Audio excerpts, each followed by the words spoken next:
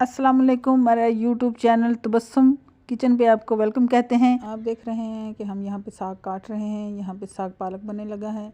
ये सर्दियों का सौगात है। मेरे पास देसी सरसों का साग गांव से आया है। मैं इसको धो रही हूँ और इसमें से बहुत अच्छी खुशबू आ रही है। ये खुशबू वाला बहुत अच्छा साग है। इसको अच्छी तरह काट के धो के वॉश कर लें, इसमें से मिट्टी सारी निकल जाए।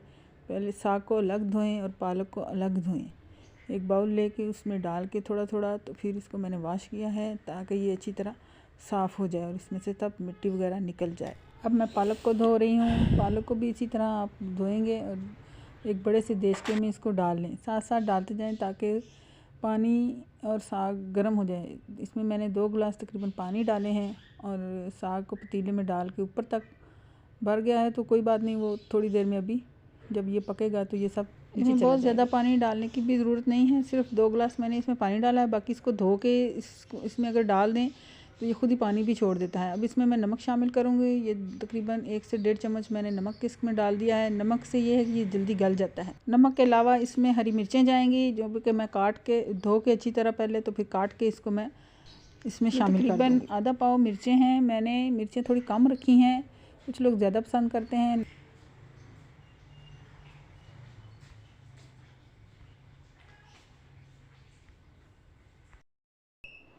मिर्ची शामिल करने के बाद अब इसको आप पकने के लिए रख दें। ये तकरीबन 2-2.5 घंटे देचके में पकेगा और इसके बाद हम चेक करेंगे कि ये गल गया है।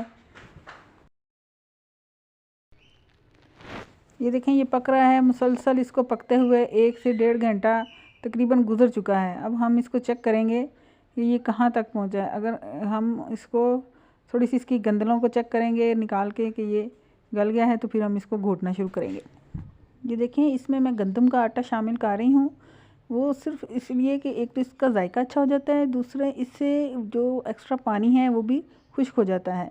आप भी इसी तरह थोड़ा थोड़ा करके तो आटा डालें और इसको अब हम इसमें थोड़ा सा आटा डाल के तो इसको घोलेंगे, जो थोड़ा पानी बचा है, ताकि वो सूख जाए और हमारा साग तैयार हो जाए। अब देखें, इसमें बबल्स आ रहे हैं और पानी भी कम रह गया है, तो इस पानी को सुखाने के लिए अब मैं इसमें थोड़ा आटा शामिल अभी हम इसको मुसलसल पका रहे हैं और इसकी पकाई हो रही है और साथ साथ इसको मैं घोटूंगी। अब मैं देखूंगी कि इसमें थोड़ा पानी रह गया है, तो अब मैं इस पानी को सुखाने के लिए इसमें थोड़ा सा आटा शामिल करेंगे ताकि इसके में जो बचा पानी है वो भी खुश्क हो जाए। इस तरह मुसलसल इसको, ये देखें, ये मैं इसमें आटा ऐसे स्प्रिंग कर रही हूँ। इसमें स्प्रिंग करके ही आप डालेंगे ताकि इसमें जो पानी है वो खुश्क हो जाए। अब इसको साथ साथ हिलाते जाएं ताकि इसमें आटा भी पक जाए और साग भी गाढ़ा हो जाए। एक तो इससे गाढ़ापन आएगा, दूसरा इसमें पानी जो है वो खुश्क हो जाए। इसमें मैंने तकरीबन थोड़ा थोड़ा करके आधा प्याली आटा शामिल किया है। ये देखें, अब ये बिल्कुल, ये भी मैं आपको दिखाती हूँ, ये बिल्कुल मुलायम और स्मूथ हो गया है। अब हम तड़के के लिए की तरफ आते हैं। तो सबसे पहले अब मैं साग को तड़का लगाने लगी हूँ। इसके लिए आधी प्याली आपने ऑयल को गर्म करना है। इसके बाद इसमें अदरक, लहसुन और हरी मिर्चों को कूट के डाल दें और इसको मुसलसल भूनें। इसमें मैंने तकरीबन 1 बड़ा चम्मच अदरक का और 1 बड़ा चम्मच लहसुन का डाला है और 4-5 मिर्चें जो मैंने कूट के तो उसमें शामिल कर दी हैं। इससे साग का जायका बहुत अच्छा बनेगा। अब इसको आप मुसलसल भून लें। भूनने के बाद अभी इसमें मैं हरी प्याज शामिल करूँगी और हरी प्याज शामिल करने के बाद इसमें हम साग शामिल कर देंगे। इसको मैं मुसलसल भून रही हूँ, इसको अच्छी तरह भून लें। अब मैं इसमें हरी प्याज शामिल करूँगी। अब इसमें साग शामिल कर दें। जब इसमें साग शामिल करें तो इसको अच्छी तरह भूनें यहाँ तक कि इस ऑयल जो है वो सारा ऊपर आ जाए और हमारा साग जो है वो मज़ेदार सा तैयार हो। इसको मैं मुसलसल इसकी बुनाई कर रही हूँ अभी भी, ताकि ये इसमें लहसुन, अदरक और साग मिक्स हो जाएं दोनों।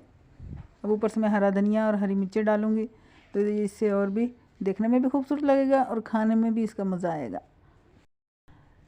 अब हम इसको डिश आउट करेंगे। एक बाउल में आप इसको निकालें, ऊपर उसके मक्खन डालें और हरा धनिया डाल के। ये बहुत यमी सा साग बना है। इसको खाएं, इसके साथ मकई की रोटी खाएं। مکئی کی روٹی بنانا بھی میں آپ کو سکھاؤں گی۔ آپ میرے چینل کو لائک اور سبسکرائب کریں۔